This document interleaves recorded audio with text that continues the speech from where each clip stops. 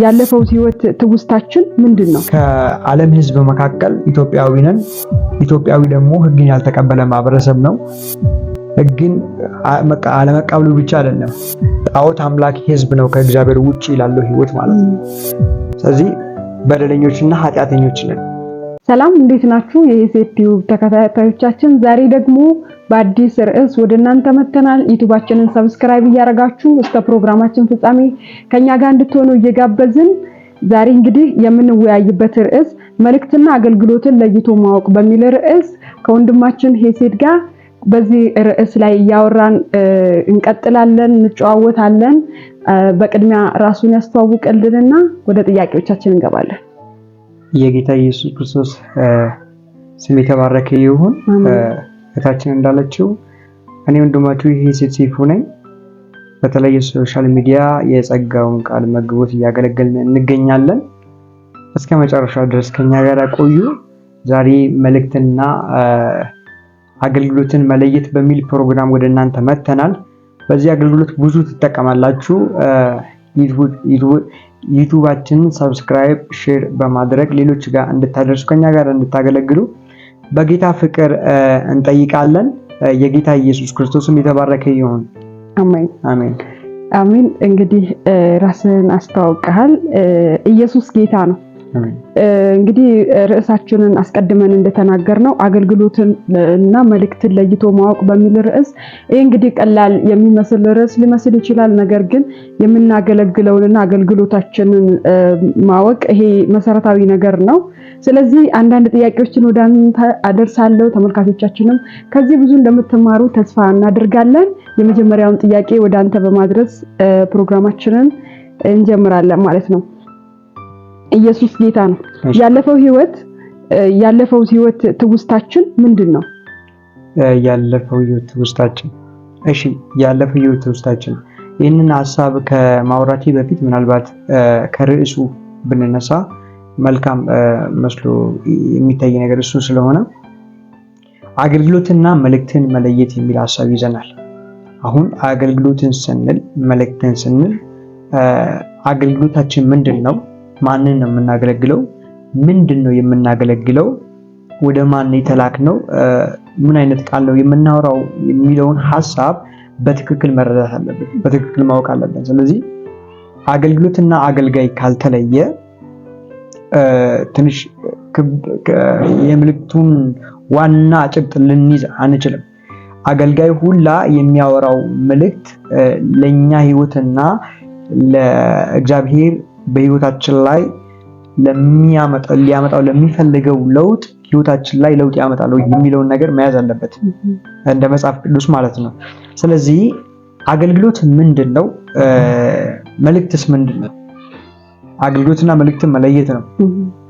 ማንን ነው የምናገለግለው? አገልግሎታችንስ ምንድነው? የምናገለግለውን ህዝብ ምንድነው የምናገለግለው የሚለውን ነገር ነው መጀመሪያ ላወራ የምፈልገው። አንደኛው ማንን ነው የምናገለግለው ብለን ከጠየቀን ቅድም እንዳልሽው የህይወት ትውስታችን በፊት ምን ነበረ የሚለውን ነገር ማንሳት አለብን።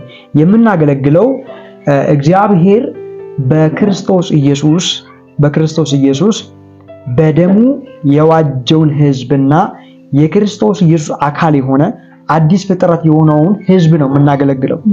አዲስ ፍጥረት የሆነውን ህዝብ ነው የምናገለግለው። ከነገድ ከቋንቋ በደሙ የተዋጀ አይሁዳዊ አሕዛዊ ያልሆነ በሁለቱም ወገን የማይገኝ አዲስ ፍጥረት ከክርስቶስ ኢየሱስ የተገኘ በክርስቶስ ኢየሱስ የተፈጠረ አካል ነው የምናገለግለው።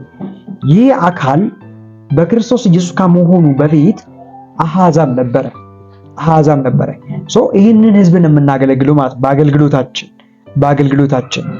ስለዚህ ይህ ህዝብ በፊት ማን ነበረ ብለን ስንጠይቅ ኃጢአተኛ፣ በደለኛ፣ ሙት የሆነ ከእስራኤል መንግስት ሩቅ የሆነ ለተስፋው ቃል ኪዳን እንግዶች ሆነን የነበረን በዚህ ዓለም ከእግዚአብሔር ተለይተን ከክርስቶስ ተለይተን ከእግዚአብሔር ርቀን ተስፋ ቢሶች ነበር ይላል መጽሐፍ ቅዱሳችን።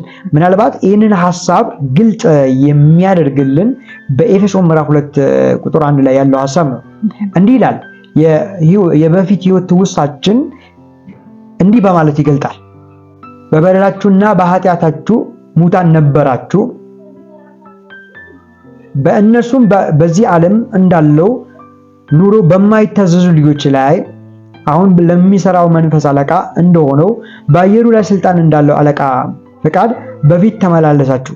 በእነዚህ ልጆች መካከል እኛ ሁላችን ደግሞ የስጋችንና የልቦናችን ፈቃድ እያደረግን በስጋችን በፍጥረታችን የቁጣ ልጆች ነበርን እያለ ይገልጣል። ምንድነው እያለ ያለው መጽሐፍ ቅዱስ? በበደላችሁና በኃጢአታችሁ ሙታን ነበራችሁ። የበፊት ሕይወት ውስጣችን። ስለዚህ የምናገለግለው ህዝብ ይሄ ነው። አንዱ አገልግሎታችን ይሄ ነው። የምናገለግለውን ህዝብ ማወቅ ነው። የምናገለግለውን ህዝብ ማወቅ ነው። እዚህ ኤፌሶን ምዕራፍ 2 ቁጥር 11 ላይም በስጋ በፊት ያልተገረዛችሁ ነበራችሁ፣ አሕዛብ ነበራችሁ፣ ከእግዚአብሔር መንግሥት ርቃችሁ ለተስፋው ቃል ኪዳን እንግዶች ነበራችሁ፣ ሩቅ ነበራችሁ፣ ሙታን ነበራችሁ፣ በደለኞች ነበራችሁ። ብዙ ነበራችሁ የሚላቸውን ቃል ብዙ የመጽሐፍ ቅዱስ ላይ የምናገኘው ቃል ነው ማለት ነው።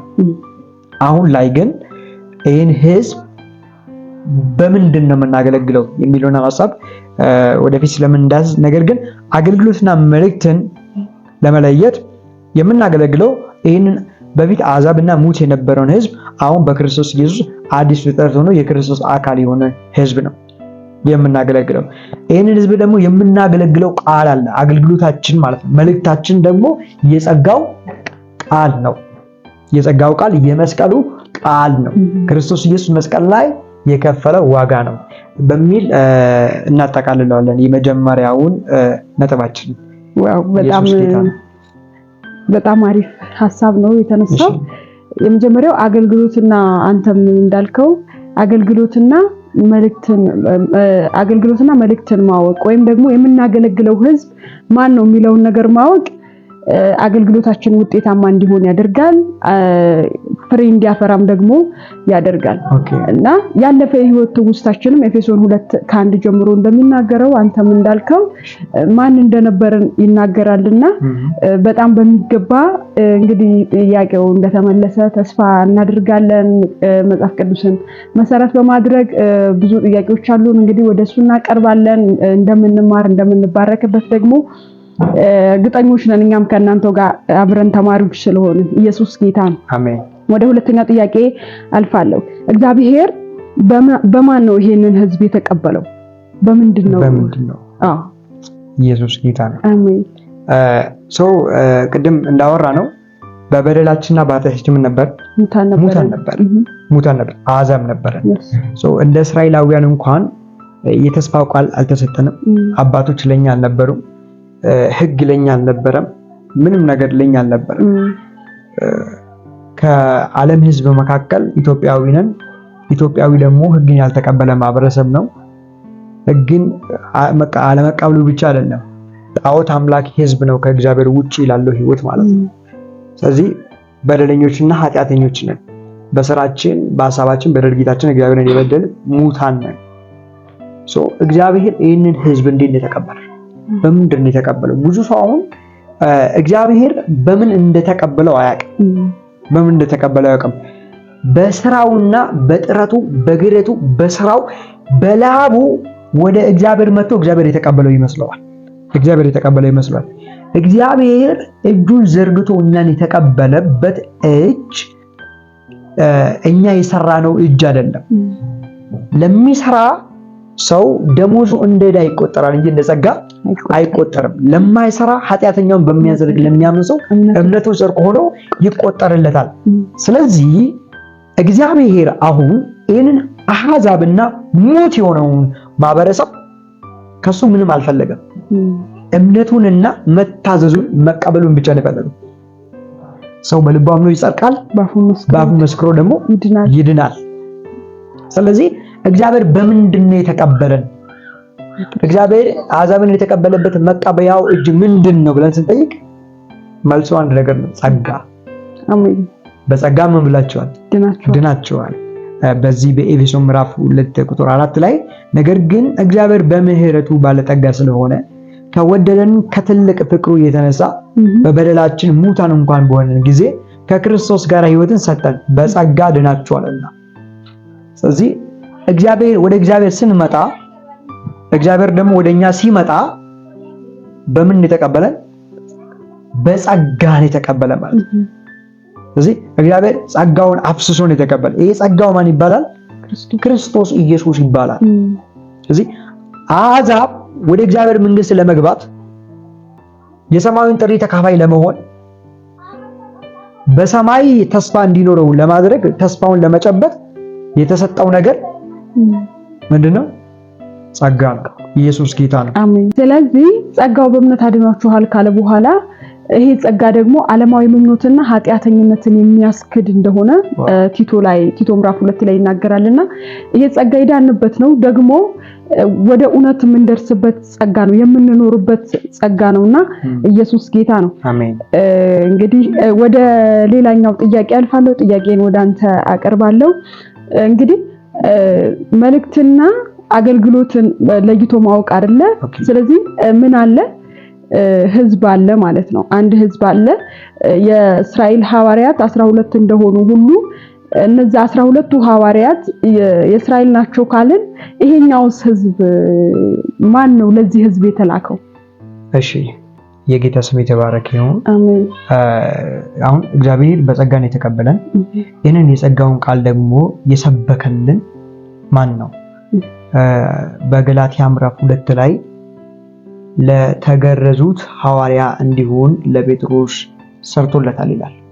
ሐዋርያነት እንደሰራለት ለኔም ላልተገረዙት ሐዋርያ እንዲሆን ምን ብሎልኛል? ሰርቶልኛል። ወደ ሐዋርያት ሄጄ የተገለጠልኝን እውነት ነግራቸው ይላል ሐዋርያው ጳውሎስ፣ እነሱን ቀኝ እጃቸው ምን አደረጉ? ሰጡ። በሐዋርያው ጳውሎስ የተገለጠው ይሄ የጸጋው ወንጌል በኤፌሶን ቤተክርስቲያን ሲያገለግልም ነበረ። በሐዋርያ ሥራ 24 ላይ ይህንን የጸጋው ወንጌል ለእናንተ እየሰበኩ እግዚአብሔር ከገለጠው ነገር አንዳችም ነገር ለእናንተ አላስቀረውም ሲል እናገኛለን። ቃል በቃል የጸጋው ወንጌል ሰባኪ ነኝ ይላል። ይህንን እውነት ሲናገርና ለሰዎች ሲገልጥ እናገኛለን። ሰዎች ጋር ለማድረስ ሲሮጥ እናገኛለን። ገላትያ ምዕራፍ 2 እሱን ነው የምናገኘው። መልእክቱንም የተላከበትንም ዓላማ ወዴት እንደተላከም ይናገራል። መልእክቱን እንደተቀበለና ወደ ሐዋርያት እንደሄደ ሐዋርያት ቀኝ እጃቸውን እንደሰጡት ወደ ማን እንደሚሄድ እንዴት እንደሰበከላቸው ምን እንደሰበከላቸው ይናገራል። ያለ ሕግ የሆነ ጸጋ፣ ሕግና ጸጋ ያልተደመረበት የሰው ድካምና የእግዚአብሔር ድካም ያልሆነበት የእግዚአብሔር ድካም ብቻ ያለበት የመስቀሉን ቃል ነው የሰበከው። የመስቀሉን ቃል ነው የሰበከውና ሐዋርያ ነው ሐዋርያው ጳውሎስ። በኤፌሶን ምዕራፍ 3 ላይ ያለውን ነገር እስኪ እንመልከት። ስለዚህ አሕዛብ ስለሆናችሁ ስለ እናንተ የክርስቶስ ኢየሱስ እስር የሆንኩ እኔ ጳውሎስ ለእግዚአብሔር እንበረከካለሁ፣ ለእናንተ ስለተሰጠኝ ስለ እግዚአብሔር ጸጋ መጋቢነት በእርግጥ ሰምታችኋል። አሕዛብ ስለሆናችሁ ስለ እናንተ ይላል። ስለ እናንተ ስለተሰጠኝ መጋቢነት መልእክት። መጋቢ የሚመግብ ነው። የሚመግብ ብቻ ሳይሆን የሚመግበውን የሚያውቅ ነው። ጳውሎስ የሚመግበው ብቻ ሳይሆን የሚመግበውን የሚያውቅ ይላል። ስለዚህ አሁን ወደታች እየነበብን ስንመጣ የሚስጥር ቃል የሚለው ቃል አለ። ከትውልዶች ሁሉ የተሰወረ ባለፉት ትውልዶች ለቅዱሳን ሐዋርያትና ነቢያት ያልታወቀውን ለኔ በጸጋው በኩል ምን አደረገልኝ? ገለጠልኝ ብሎ ይናገራል። ስለዚህ የተገለጠለት እውነት ነው ማለት ይሄ ቃል፣ ይሄ እውነት የተገለጠለት ነው ማለት ነው። ስለዚህ ተገልጦለት የመጣው ጸጋውን አብርቶለት ነው እግዚአብሔር ወደሱ ያመጣው ማለት ነው። ስለዚህ በጸጋው የተላከ ጸጋውን የሚሰብክ ሐዋርያ ነው ለአሕዛብ ቤተክርስቲያን የተሰጠ። ከሮሜ እስከ ፊሊሞና ድረስ ያሉት መልእክታት የሱ ናቸው። በእነዚህ ሁሉ ላይ የጸጋውን ወንጌል የሰበከው ሰዎች እንዴት እንደሚድኑ፣ በምን እንደሚድኑ፣ እንዴትም እንደሚኖሩ ያወራበት መልእክት ነው። ኢየሱስ ጌታ ነው። አሜን። እንግዲህ ህዝብን ለይተናል። መጀመሪያ ይሄ ህዝብ ምንድነው? አሕዛብ ነው። ኤፌሶን 2:1 ላይ እንደሚናገረው አሕዛብ ነው። አሕዛብን ብለን ለየን። ከዛ በኋላ ደግሞ ወደ ርዕሳችን ዋና የተነሳንበትን እንግዲህ አገልግሎትና መልእክትን መለየት በሚል ነው ርዕሳችን። የመጀመሪያው ህዝብን ለየን። ህዝቡን ለየን። ይሄ ህዝብ ምንድነው? አህዛብ ነው። ከዛ በኋላ ማን ነው ወደዚህ ህዝብ የተላከው መልእክተኛ የሚለውን ደግሞ ጳውሎስ እንዳልከው አንተ ጳውሎስ ነው ለአህዛብ የተላከው እና ኢየሱስ ጌታ ነው። ስለዚህ ጳውሎስ ሌላኛው ጥያቄያችን ጳውሎስ ለአህዛብ ምን ሰበከ? ኦኬ አሁን ህዝቡን እያየን ነው፣ መልእክቱንም እያየን ነው፣ አገልጋዩንም እያየን ነው። ይሄ አገልጋይ ምንድን ይሰበከው? ብዙ ጊዜ ብዙ ህዝብ ስናገኝ የራሳችንን ኒድና ፍላጎትን የምንሰብከው፣ የራሳችንን ምኞትን የምንሰብከው። በተለይ ጥቂት የሚሰማን ሰው ስናገኝ በቃ የራሳችንን መረጃና የራሳችንን ብቃት ለማሳየት ነው የምንፈልገው አይደለም? አይሁድ ምልክትን ይለምናሉ፣ የግሪክ ሰዎች ጥበብን ይሻሉ፣ እኛ ግን የተሰቀለውን ክርስቶስን እንሰብካለን። ስለዚህ የሰበከው ቃል የመስቀሉ ቃል ይባላል። የመስቀሉ ቃል ጳውሎስ በአንደኛ ቆሮንቶስ ምዕራፍ 1 ላይ ያወራው ሐሳብ አለ። ለምንድን ለኛ እግዚአብሔር ኃይል ለማዳን ነው አይደል ያለው? የመስቀሉ ቃል ምንድነው? ለማዳን። ስለዚህ ይሄ የመስቀሉን ቃል ነው የሰበከው። የመስቀሉ ቃል ማለት የጸጋው ቃል። የጸጋው ቃል ደግሞ ኢየሱስ ራሱ አሜን የቤዛነት ስራን የሰበከው በመስቀል ላይ የተሰራውን የቤዛነት ስራ። አሜን። ስለዚህ ይሄ የቤዛነት ስራ በመስቀል ላይ ተጠናቆ በመስቀል ላይ የተሰራ ነገር ነው። በመስቀል ላይ ያለቀ ነገር ነው። ይህንን ያወራው ስለዚህ ኒዱን ፍላጎቱን አይደለም ያወራው። ምናልባት እየተጎሰመ በመከራ ውስጥ እያለፈ እንዲህ ይላል ጢሞቴዎስ ላይ ለዳኑት እንዲጸኑ በእግዚአብሔር ላይ እንዲተማመኑ እጸናለሁ፣ ያልዳኑ ደግሞ እንዲድኑ ምን እላለሁ? እጸናለሁ ይላል። የዳኑ እንዲጸኑና በእግዚአብሔር ላይ እንዲተማመኑ፣ ያልዳኑ እንዲድኑ በነገር ሁሉ ምን እላለሁ? እጸናለሁ፣ ወንጌልን እሰብካለሁ ይላል። ስለዚህ አንድ አገልጋይ የሚሰብከውን የሚያቅ፣ የሚሰብከውን ህዝብ የሚያቅ፣ መልእክቱን የሚያቅና የዳኑት እንዲጸኑ የሚጸና፣ ያልዳኑት ደግሞ እንዲድኑ ወንጌልን የሚሰብክ መሆን አለበት። አሜን። ጳውሎስ በእነዚህ ውስጥ ያለፈ የጸጋውን ወንጌል የሰበከ ነው። ቅድም ብለሽዋል። ሰዎችን ሁሉ የሚያድን እግዚአብሔር ጸጋ ምን ብሏል? ተገልጧል። የአዋጅ ቃል ተናጋሪ ነው ይላል። ስለዚህ ጢሞቴዎስ ለምስናገር እውነትን እናገራለሁ፣ ምን አይደለም አልዋሽም።